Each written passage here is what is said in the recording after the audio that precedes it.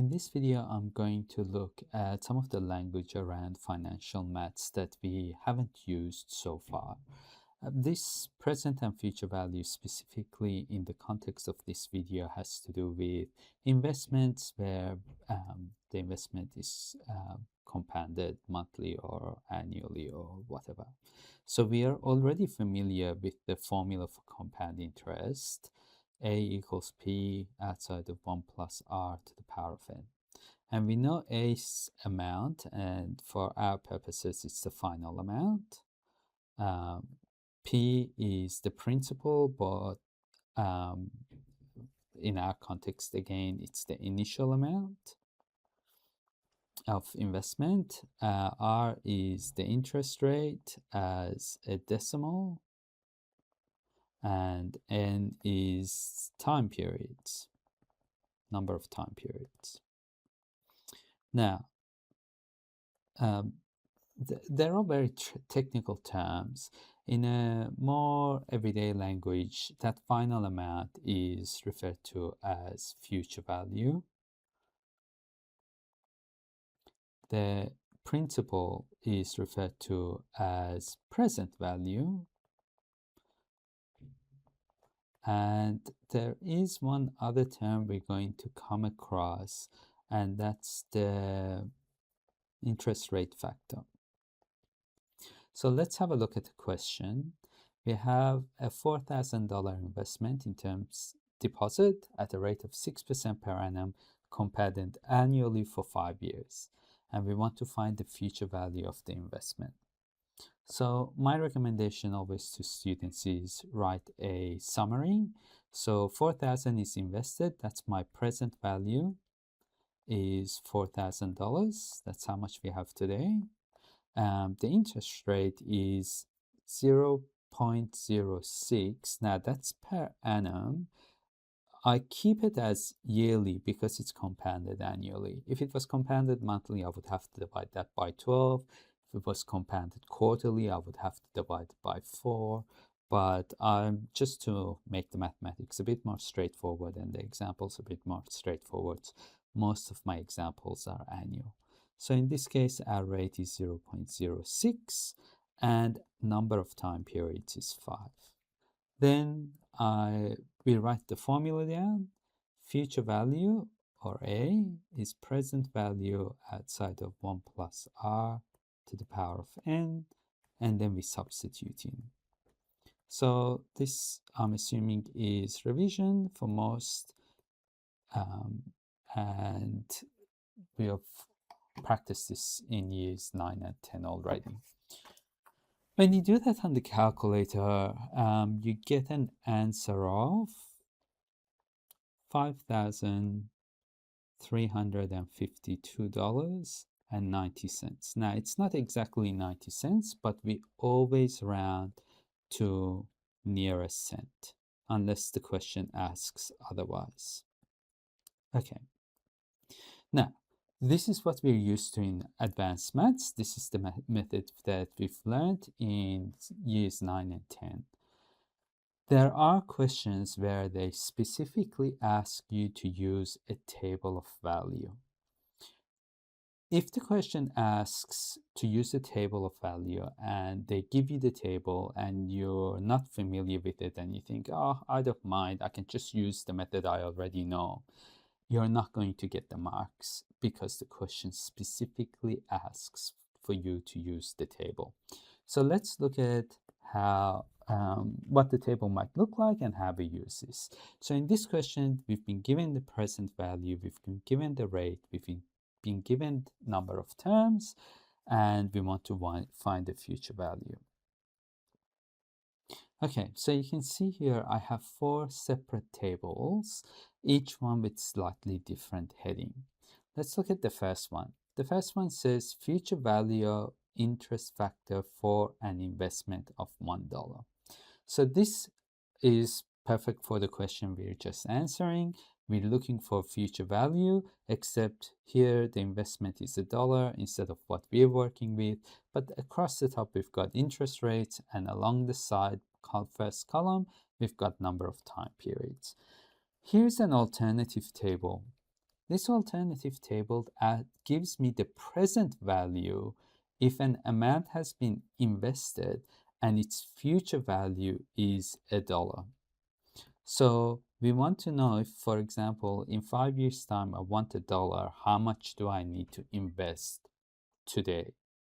So that's slightly a different table to what we had before. One was, what do I invest today?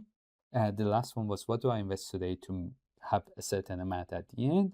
The first one was, if I invest a certain amount today, how much will I have at the end?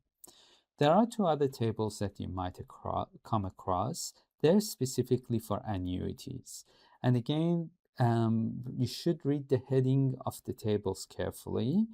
We'll talk about the annuity tables in another video, but the last thing I want to point out is that all these tables I have are for an amount of $1. But sometimes it might say future value interest factor for an investment of $1,000 or $100. So you need to read that heading carefully to make sure you get your calculations right. For our example, our interest rate was 6%, that's here, and our term was 5 years. So putting those two together, the value in the table is 1.3382. Essentially what this is saying is, if I invest $1 after 5 years at 6%, I'll have $1.34. So we want to use the table to work out how much our $4,000 is worth. So how do I set out my work if it's a table question? What you write is future value 4,000 times the amount we found in our table, which was 1.3382. And we write from table, even though it's obvious. Then we do the calculation on our calculator, and we get an answer of $5,352.80. So very similar to what we had earlier.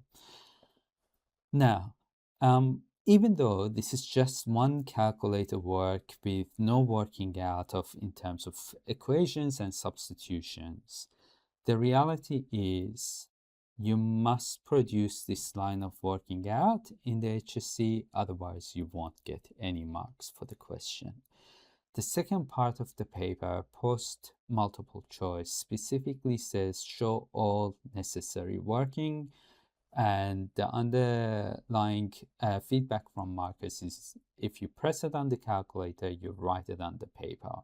So you need to write the process, the multiplication out, before giving your final answer.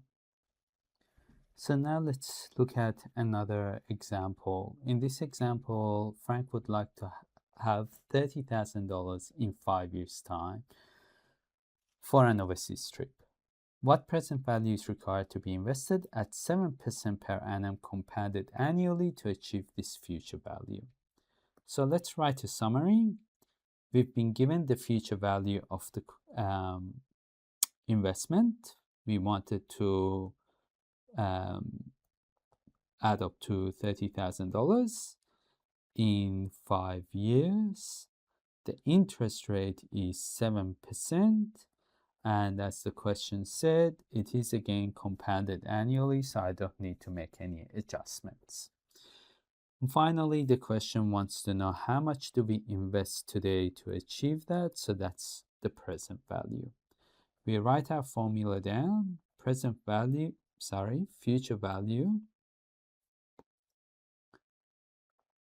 is present value times 1 plus rate to the n, substituting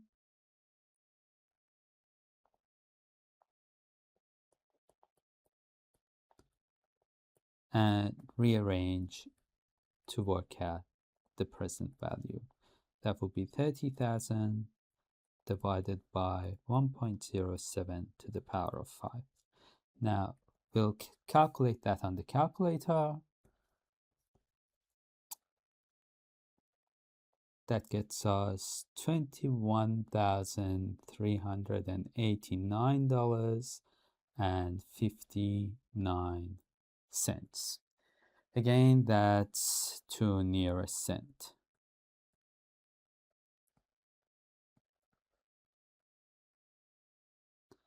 Okay.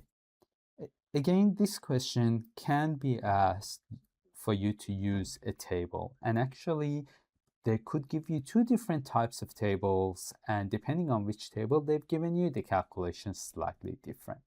So let's have a look. Let's use the table we used for the last question. That was the future value table.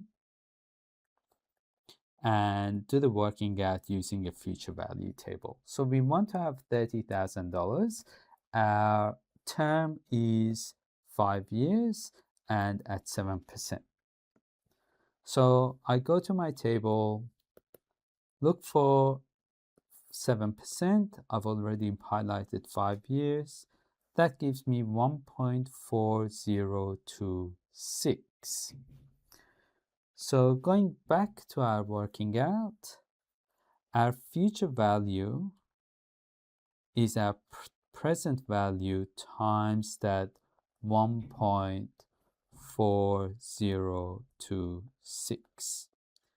I know the future value is 30,000, so my present value will be 30,000 divided by 1.4026. Now, when I do that calculation, I get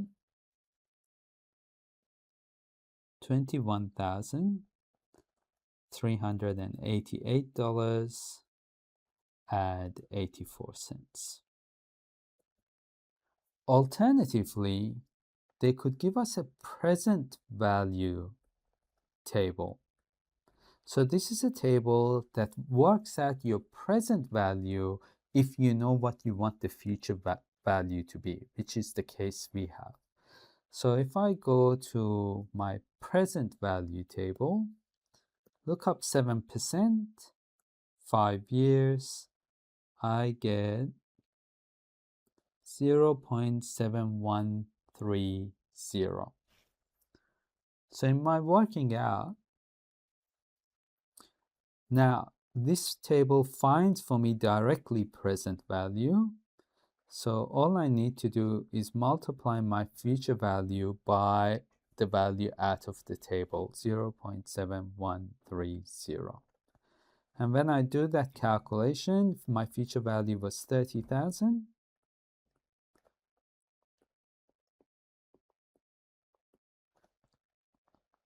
I get an answer of 21,390 exactly. So you can see both those values aren't quite the same as if we do the mathematical operations using our compound interest formula. One last example.